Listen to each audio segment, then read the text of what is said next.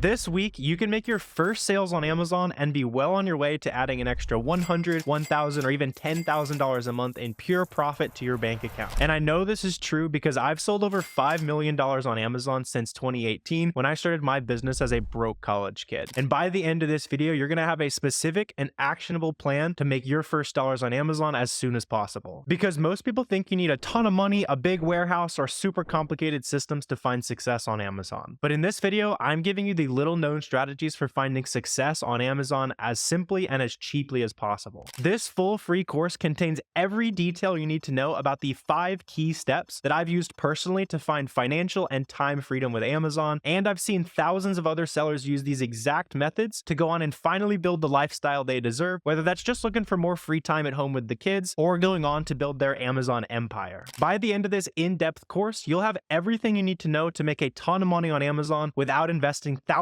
of dollars in a course that teaches you way less. So let me hit you with a crazy stat so that you can understand the opportunity that is selling on Amazon right now.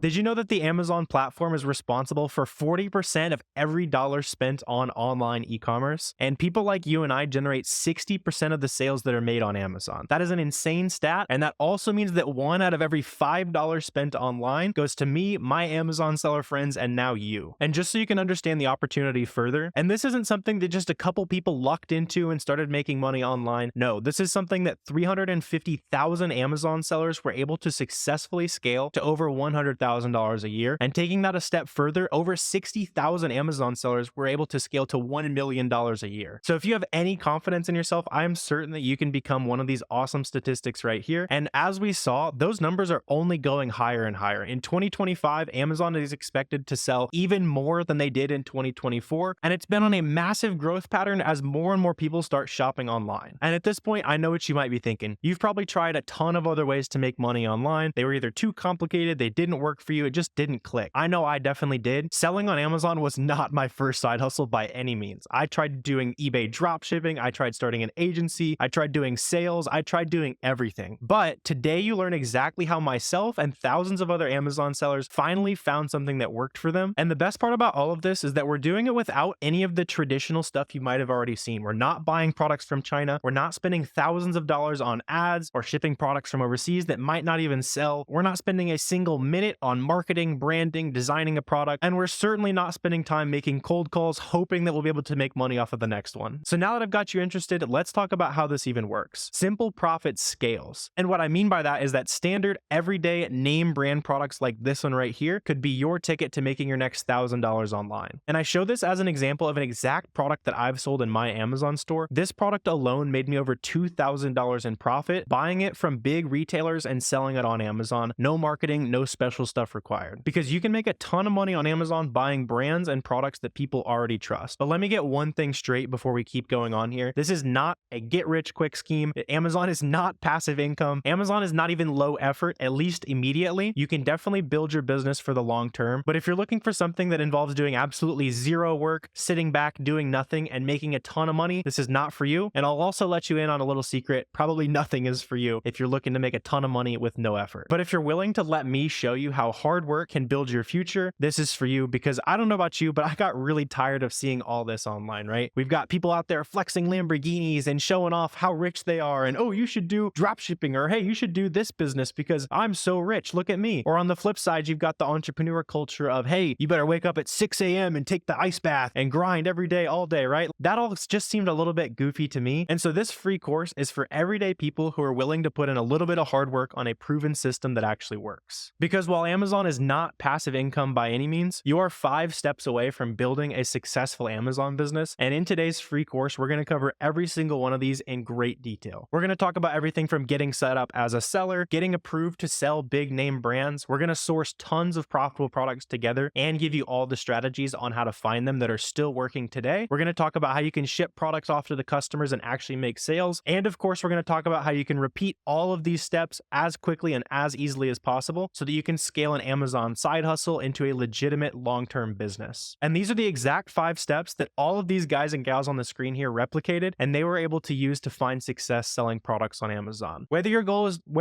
to make an extra $100 a month to pay the bills, or you want to make an extra $100,000 a month to build your empire, everything is possible, even if you have a busy life at home. This is my friend Sam. I've been able to talk to her in great detail about her journey as an Amazon seller. And what's really cool about Sam is she was able to sell over $50,000 in her 3rd month on Amazon. And that's the exact same month that she gave birth to the baby that's on her back on the left. And what's even cooler about her story, even with being a busy stay-at-home mom, lots to do around the house, she literally just texted me today as I'm recording this video, and she's made $100,000 in the last 30 days on Amazon, and that's in pure profit, not revenue. Sam learned methods that you guys are about today, and so did these guys who still have busy 9-to-5 jobs. Nick over here on the left, he sells over $100,000 a month using the methods that we're about to break down today. He has kids at home, a 9-to-5 job. He squeezes this in on his off time, and so does my friend Justin. He's my friend down in Texas who's extremely passionate about barbecue, taking care of his family, and he's extremely passionate about scaling his Amazon business, which now does over $100,000 a month as well, with a 9-to-5 life and kids. So there's really no such thing as too busy when it comes to selling on Amazon. It's, are you willing to make the time? And I'm really glad I was willing to make the time, because selling on Amazon changed everything for me as well. But here I am on the left, not looking super happy. I was making $10 an hour working at a literal chocolate factory. And a couple weeks before I started college, my boss decided to fire me, and I knew it was time to take things into my own hands and prove that I was smart enough to make some money on my own. And then I started simply just by selling some used books on Amazon, just learning for free on YouTube like you're doing right now. Except today, in this video, you're going to have an infinitely better free education than I had back in the day. In my first year of selling on Amazon, I was able to do about $100,000 in sales, which felt like I had made a fortune as a broke college kid back in the day. And then after a couple years of scaling, I was able to do over $400,000 in a single month selling brand name products, doing exactly what I'm going to share with you guys today. And now I have plenty of time to travel the world, spend lots of my off time with my fiance. And in today's free course, you're going to get all of the methods that I've used to be able to create financial and time freedom for myself. But before we start, I have a challenge for you. This is not something to be taken lightly, right? I want you to put away all the distractions, close down the mobile game you got open right now. Be sure you take diligent notes, take pictures of slides, open up a Google Doc right now and start taking notes, whatever you feel like you got to do to retain as much of this information as possible. Also, as we're going through the video, go down to the comment section and ask questions as they come up, right? This is a long video, so feel free as we go through any of the information, drop any questions you have in the comment section, and I'll be popping in here to come answer those questions for you directly, right? And then maybe most importantly of anything I'm going to share with you guys today, after you finish this free course, don't keep continuing down the YouTube binge. Don't keep thinking about making money on Amazon. Just simply go take action after this video, because you're going to know everything that you need to know. At that point, it's going to be completely up to you to make money. So at this point, I know you're excited to start learning how to actually make money on Amazon. Enough hype, right? In today's video, we're going to talk about all of this and more. We're going to talk about setting up the business. We're going to talk about what supplies and software you actually need, so you're not going out and wasting a ton of money. I'm going to show you all of the up-to-date strategies for finding products. We're going to talk about how to get ungated or approved to sell those big brands. We're going to talk about why this business model called Amazon Arbitrage is my favorite compared to any other business. We're going to answer all of the common newbie questions. We're going to talk about how to make those first sales as soon as possible. We're going to go over free tools, and in the long term, we're going to talk about how to outsource a lot of the work and scale your business for the long run. But before we can get into all of the awesome detail today, let's start simple, right? Our goal as Amazon sellers is to win the buy box. The way that you make sales on Amazon is by winning the add to cart button. And when you list products on a listing, Amazon typically rotates the sales evenly between sellers who have the right price and shipping speed. Typically, that's going to mean that your price matches the existing buy box price, and you've at least matched the fastest shipping speed of the competition on that listing. So by the end of this video, your business is going to be prepared to own that add to cart button right there, but finding the right items is the key. Your multi-million-dollar business is going to be built by buying items at retailers like Walmart.com and flipping it on Amazon. And once we find the right items using these sourcing methods that we're about to break down, Amazon does the hard part. They're going to be the ones who are shipping orders to your customers, dealing with any customer service. Amazon's going to be the one down in the nitty-gritty, taking care of all the details. Your goal is to simply find cheap products that sell for more on Amazon. For example, let's take a more detailed look at a product that I found pretty recently, right? So it's literally just stuff as simple as a red long sleeve shirt, right? This product is $15 at the brand's website. This product also sells for $33 on Amazon, so over double, which you guys can see on SellerAmp. This product sells over 200 times a month, and we make $7 every single time that this item sells. So our goal is to find as many products like this as humanly possible that are more expensive on Amazon, but finding items consistently is the hard part, right? It took me almost 2 years to sell my first $1 million on Amazon because I didn't know what you guys will know by the end of today. I learned all of this the hard way, so I put it all into one single video so that you can have one-stop shop to finally find success, right? And why is selling products like this even my favorite? If you've learned anything about selling on Amazon before, you've probably seen private label, right? Where you're buying from China, creating your own branding, your own marketing. And I will let you know that a lot of these business models, they're also great ways to make money on Amazon. But something like private label, you're going to be competing directly with the manufacturers in China. You're going to get undercut all the time, and it's extremely expensive to start. With wholesale, you can buy from big distributors, big brands directly. That's also a great way to scale in the long term. But if you're just getting started, you don't want to have to go spend $5,000 on a new product that they're making you order. Instead, we can start with online arbitrage, where we're simply buying brands that already sell on websites, buying whatever we're comfortable with, and we can still scale to awesome numbers with online arbitrage. With retail arbitrage, which we'll do a little bit later on as well, you're going out to look at products at physical stores. The reason why this is a little bit difficult to scale is because you're having to drive around from store to store. If you've looked at any Amazon content on Instagram, that kind of thing before, you've probably seen people doing this. And this is a really fun way to make money, but it's going to be hard to build your multi-million-dollar Amazon empire with this. Another way to sell on Amazon is used books, and I've actually done this as well. This is how I started my Amazon business, and I just started buying $1, $2 books at thrift stores, selling them for 10, 20, sometimes hundreds of dollars. But this one's really hard to scale. If you are dead broke right now, used books can be a good option, but there's no reason to sell used books on Amazon if you have any kind of capital, because it's really difficult to build a long-term business buying one item at a time over and over again. And then the last one I put on here, mostly as a PSA, if you guys have heard about Amazon drop shipping, this is an absolute speed run to a ban. There are very specific conditions where drop shipping is allowed. The most popular version, where you're drop shipping from stores like Walmart or eBay, those are an absolute speed run to a ban, and you need to avoid drop shipping on Amazon. But let's go ahead and talk about step one of selling on Amazon, and that's to just simply get signed up as soon as possible. To do that, we're going to need to go to sell.amazon.com.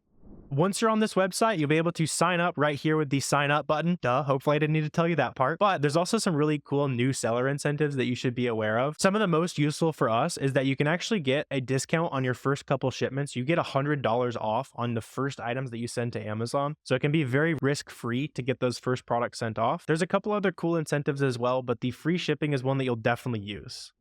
Do keep in mind that the Pro Amazon seller account costs $40 a month, and it is extremely worth it because with the Pro account, you avoid an extra $1 per item fee. So basically, if you plan on selling 40 items in your first month, which is very reasonable, you'll probably do more than that. It actually saves you money to be on the Pro account. Not to mention, you can't use different softwares with your Amazon account unless you have a Pro account, and it helps you make sales and get ungated in products. So short version, get the Pro account. In order to actually get signed up as an Amazon seller, you'll need a bank account. You'll also need a credit card. It can't be a debit card, and you don't technically need an LLC either. I get people asking me about that a lot. I personally didn't have an LLC when I started. I was a broke college kid. If you have any significant personal wealth or a house going into selling on Amazon, I'd really recommend talking to a lawyer about whether or not you need an LLC first, though. And after you get signed up on the sell.amazon.com website, they're also typically going to verify your information via a phone call or postcard. That's just to verify that you are who you say you are. You don't have to know a specific game plan. They'll just ask you for some basic information, and as long as they can verify that you're a real person, you're going to be able to get the Amazon account. And this is where we can start getting into the really fun stuff, right? Because while you wait, something that is extremely important to talk about is you need the proof of concept as soon as humanly possible, right?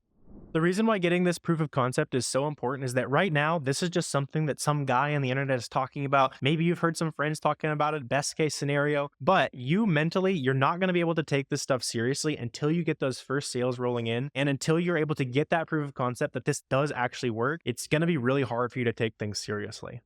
Because right now is the perfect time for you to start learning how to source profitable items. Even if you don't already have an Amazon seller account, something that's extremely smart for you to do is to paper trade a few products while you wait. If any of you guys have looked into like trading stocks or anything like that, you've probably heard that term before. But basically all I mean by is you're going to use the strategies that we're about to break down for sourcing profitable products. And when you use those strategies, you're going to come across a lot of profitable items. So start marking down what items you would buy today, track them in a week, track them in 2 weeks while you're waiting for Amazon to to verify your account. Even though it's typically a pretty quick process for you to actually get approved and get the Amazon seller account, there's no reason not to start practicing those skills of sourcing right now. And you can do it for literally $0 if you just paper trade those products and track them as though you had purchased them. And by now, I know the question you're asking, how do I actually source products? Learning to source is the hardest part of this business. It's where most people fail. I actually personally tried to do online arbitrage years and years ago, and I gave up. I thought it was too hard. I didn't know how to do it. So today I want to make it simple, and I want to show you what I figured out the second time I tried to actually sell products via online arbitrage. We're going to make it simple together today. So let's go ahead and lay the foundation and talk about the two softwares that you need to start finding profitable items. The first one is going to be called SellerAmp. This software is $20 a month. It allows you to source items. It allows you to figure out how much profit you're going to make on items, and it allows you to do some higher level sourcing methods that we're going to be breaking down today. The second tool that you need is Keepa. That one is $20 a month. That basically gives you baseline data on every item that you're selling on Amazon, and there's some more advanced features. We'll talk those out here in just a second. But the main thing you need to remember is that you keep it cheap and effective. For sourcing products, you only need these two softwares. You're going to see a lot of noise out there, a lot of different people trying to sell you things. But the reality is that these two softwares alone are the only things that I use in my 7-figure Amazon business, and a ton of my 7-figure Amazon seller friends, this is all they use as well. Keep it simple, keep it effective. So at this point in the free course, it's about to get technical. Ask any questions we're diving into, pause, rewind as needed. All of this is super important foundational information that we're about to break down, because before we can actually start finding products, we're going to need to talk about how to use SellerAmp and how to use Keepa. If you already have a baseline understanding of how to use these tools, feel free to use the chapters down below in the YouTube description to skip to parts that might be more confusing to you right now. But I will say, even if you already understand what you're doing with these softwares, I'm going to break down every single aspect of these tools and show you some stuff you definitely haven't seen before.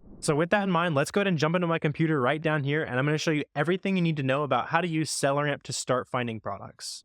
I first stumbled onto SellerAmp about 2 years ago at this point, and it completely changed how I run my Amazon business, where we do about $2 million a year. And it's been awesome to see how much of the community is now using SellerAmp as well to make tons of money selling products on Amazon. But the basic gist of SellerAmp is that it is a Chrome extension, it is a web app, and a mobile app. We'll be diving into all of those things that help you make money faster on Amazon, right? And before we dive into it, I know one of the golden questions you're probably wondering already is, how much does this actually cost? You can go over to selleramp.com/trial, and you'll see right here that it starts at $20 a month, and then after you start to look at over 1,000 items per month, so if you're doing that, you're making pretty good money on Amazon, then it goes up to $28 a month. And our tool is one of literally two that I would recommend to any new Amazon seller. So you can go ahead and get a 2-week free trial down below, and as I go through the video, we'll be setting up some settings and I'll show you how to start looking for profitable products. So I think it'd be really valuable if you go ahead and activate that so you can follow along. Let's go ahead and jump into it here, right? So let's just go ahead and start with the most basic information, and as we go through the video, we'll get a little bit more and more advanced with it. But let's just go ahead and start by breaking down the Chrome extension. So whenever you're looking at the actual Amazon page, the Chrome extension is going to pull up a ton of information about whatever you're already actively looking at. For example, up here on the very top, we can see some basic information like how much does it weigh, which kind of helps us understand how much it's going to cost to ship into Amazon. We can see the ASIN. So this is Amazon's version of a barcode essentially. So this is the unique product code for this pan in this case. And then we also have the UPC there. So if you're ever trying to use the UPC to maybe find a match at a supplier or at a different website, you can do that there. We can also use these buttons right here. For example, we could open up the Amazon listing here. These buttons are going to be available other places where that's obviously a lot more useful than when we're already looking at the page. But stuff like the Google button is definitely super useful in this case, right? Because it's going to Google that item for us. It's going to automatically copy and paste that title so that we can potentially see if it's cheaper anywhere else, if we can find that product on a different website. We can also go ahead and open this product in the SaaS web app here. And the web app is pretty much all the information that you're going to get on the Chrome extension, except it's all laid out in one place for you. So if this is easier for you to look at, you can use the web app. I like to use the web app to specifically source products, and I'll be showing you my favorite method for that later on in the video. But heading back over to our Amazon listing, this is where we can start to get the quick info panel, and this is what you'll look at the most. And seeing this box right here turn green after you enter in your cost of goods sold is going to be an awesome provider of dopamine for you and go moving forward in your business, because that means that you've just found a profitable product, right? So all this information is going to break down down whether or not you're eligible to sell the product. So if you're logged into your Amazon seller account on a different tab, this is going to automatically check for you, and it's going to say, yes, you are ungated, or no, you're not ungated, where you basically have to get approved to sell that big name brand. Luckily, getting ungated is pretty easy these days. So if you do run into that, you can go through that ungating process. And I have a full video on that on the channel, as well as all the basic concepts we're talking about today. I probably have a full video on the channel for you to dive into. The alerts panel right here is also very useful, as it gives you some quick information about your product. So I pulled up one that has a couple alerts in this case. So number one, it's telling us that there could be some intellectual property issues with selling this brand. To figure out if that is confirmed or not, you'd want to start looking at the new offer count, seeing if the brand sells it, all that kind of stuff. But the alerts panel is also going to show you stuff like, hey, this item's a little bit oversized. So in this case, this version of a product would go into my oversized storage. This panel will also show you things like whether or not the item is hazmat. It'll show you whether or not the item could be private label based on there being very few sellers in the past. So this is just a good thing to quickly eyeball, mouse over this to see if there's any potential issues with your product. And then we can also use this to see the BSR, or the best sellers rank. So the closer this number is to 1, the closer it is to the number 1 best selling item in that category. In this case, this is the 38,000th best selling item in home and kitchen, and it still sells about 430 times a month according to the estimated sales on SellerAmp here. And then this max cost option is also super useful because it will change depending on whatever price you put in your sale price. So for example, the buy box price on Amazon, where customers are actually buying it right now, seems to be about $84. So this is going to change that max cost to wherever I'm making 35% ROI or $3 profit. That's how my settings are set. That's configurable. And again, I'll show you how to do all those settings and all that good stuff later on in the video. And then we can also see everything from our profit to profit percent, ROI percentage. And we can also see the break even price right here, which is going to be the sale price that would end up with you making $0. So in other words, in this situation, we would have about $23 of wiggle room where prices could drop before we're no longer making profit. And so that's the quick info panel. This is what you'll see a ton of as you're sourcing products. And a lot of time, just the quick information panel is going to help you quickly disqualify a product, whether it doesn't sell. I personally like to look for anything that sells at least 30 times a month, or if the profit is too low. Those are two easy ways to disqualify products. But this is where we can get a little bit fancier with it. And let's go ahead and dive into this box down here. This is our ranks and prices box. And what this is really useful for is things like average buy box price. So before I buy products to sell on Amazon, ideally I'm making a profit in the long run. So for example, on this item right here, if we're buying these for $40 and the 90-day average buy box price is $74, even though right now we're making a fairly solid profit, about 13 bucks, if we look at our average price, we're only making about $5 profit, right? And so one thing I like to look for, especially down here, is that if my products are profitable on the 90-day average price, meaning that price is somewhat consistent, I'm going to be way more likely to pull the trigger. And so something like this, where the profit is a little bit lower, usually you just want to consider that, maybe buy a little bit less inventory, or dive into the charts that we will take a look at here in a second and see if there's a reason why you might be able to charge a higher price, right? You can also see things like if Amazon has had a price on this listing. So it seems over the last 180 days, Amazon's been on this a little bit around the $59 price point. We can see the lowest prices over time, but right now we're actually fairly close to some of the lowest prices we've seen. We can also see how often there are BSR drops. So that's going to mean, let's say right today, it's the 38,000th best-selling product. Then the next hour, it might sell really well, and then it drops to a lower sales rank, which would indicate that it is actively selling faster. So this drops number is just a good indicator of whether or not the item is actively selling. And then we can also kind of measure the volatility of an item with the net buy box price changes here. So on this item, we can see that over time in the last 30 days, there's been 0 increases in the price of this item, and there has been 11 decreases in the price of this item. So something like that, you might want to consider that it's a little bit risky that the price is just consistently dropping over time. Whereas some products, you might see the net changes 10 times it's increased and 0 times it's decreased. That's going to be a product that is much more likely to be profitable in the long run there. We can also see estimated sales is listed there again. And then the estimated time to sale here is just a super quick rough estimate on how long it might take you to make a sale after you list on the item. For the most part, any items that you're going to be buying to sell on Amazon, especially name brand products like this that are already selling, they should start selling pretty much the day they hit the Amazon warehouse. But if this is a really slow selling item, this might be a little bit more useful for you. So if you like high profit and slow selling items, that could be a little bit more useful for you to look into there. The alerts panel here is going to go into more detail on everything that I was talking about up here. But basically, it's just going to warn you of things like whether or not Amazon is sharing sales on the listing. It might be a private label. It could be IP, really big items, or it might have variations or be a meltable product, right? So there's a lot of things that you might want to look out for as you start selling products on Amazon. So this is just going to give you a quick warning, give you some things to think about. You don't want to buy a meltable product in the middle of June, and you probably also don't want to be buying products where, Amazon hasn't shared the buy box at all. In this case, we are totally good because Amazon hasn't been seen on this listing in 90 days. So this right here is the charts feature of SellerAmp, and this is where we can also get into a feature that we very recently added while I'm recording this video at least. And this is going to show us the entire history of the item's price, item sales rank, who was on the listing, how often Amazon was on the listing. And so for example, we could zoom out to the year-long horizon. And when I do that, I can see, for example, July 26th, it was an 8,000 sales rank. So it sells way better than it does currently. And the price was about $30 lower, right? Whereas recently, about a week ago, the price was up at $108 here for a bit, right? And the sales rank was 101,000. So there's a lot of things that make sense where, if the price goes up by almost double, it makes sense that the sales rank would go way up, meaning that it sells way slower, right? So this chart helps you figure out how fast your items might sell at different price points, essentially. And it's going to help you predict the future price of the item, right? So this is where the bottom graph really comes into play. And I'm also just going to simplify this for us as well. The new offer count down here is extremely useful, and it starts to tell a story that makes a lot of sense, right? So for example, on April 16th, there were 2 sellers, and that was also the day that the price was up at $108. And recently there's been like 5 or 6 sellers. The price has been closer to 75, somewhere around 80. And then very recently, again, as that seller count is dropping back down, way less supply, simple economics, the price is going to go up. And so in this example, we can see that in the last couple of days, as people have sold out, the price has gone up to that $99 price point that we can see popping up there. You can also use the new offer count to basically figure out what realistic prices are depending on the number of sellers that are on an item. So for example, back here when it was like a $60 item, there was anywhere from 8 to 15 sellers, 14 sellers or so here. Now that it's like a $75 item, there's been somewhere from down to 2 or 1 seller up to 8 sellers. So for example, on this item, if we see 12 sellers hop back on this listing, we can expect that the price will probably go back to what it was last time there were 12 sellers, right? So it's that simple middle school economics, figuring out where supply meets demand, and that's going to basically determine our pricing here, right? And just in case you're having any trouble following that, all of the lines are going to be indicated what they mean here. So for example, we can take away sales rank. We could just simplify the chart down to whatever you really want to see. And so you might just want to filter down to show me the buy box and show me how fast it was selling. You can make it as complicated or as simple as you want, depending on what you're trying to see. I would recommend just leave it on the default as a new seller and then tweaking it as you see fit, as you catch on to things. And then I also want to show you this new feature that we added super recently. And this feature shows you the monthly sold based on some different math that we've calculated for you on the back end here. So if you get a different number on the estimated sales than you do on the monthly sold, like we do in this example, you can just consider it a different data point for you, average it out, and get you a little bit better of an idea of how useful this is. But I personally like to use this as my estimated sales number. And then I like to look at the middle graph for things like seasonal items, right? So I have a quick example of a holiday item. It's an advent calendar. Obviously, it's going to be selling way better during the holiday season, which previously we would be able to see that on the sales rank chart up here. You can see how it goes from not selling super well at all to instantly being like a top 1,000 grocery product, which makes sense. Chocolate's advent, right? It's the perfect time of year for it. And typically we would just have to guess based on how fast the sales rank's increasing. And it was really hard to know how fast a seasonal item is actually going to sell during peak season. But now down here on the monthly sold graph, we can see that it's showing us the sales over time, depending on the different kind of seasonality it had. For example, during the peak of December, when everyone was buying a lot of advent calendars and stuff, these are selling over 10,000 a month. And now that it's April, they're selling 50 times a month or less, right? Which makes total sense. Probably not a ton of people out here buying these advent calendars in the middle of summer. And so the charts feature down here is super, super useful. That is one of the things you'll probably look at the most as an Amazon seller, as it really just helps you predict the stability, the future of your item, what prices are reasonable for your product. And before you pull the trigger on an item, just make sure that you're not buying something that's like way more expensive than normal. For example, looking at this item a couple days ago, you might think that this is always a $108 item, but if you look back, you can see that it's normally anywhere from $60 to $75.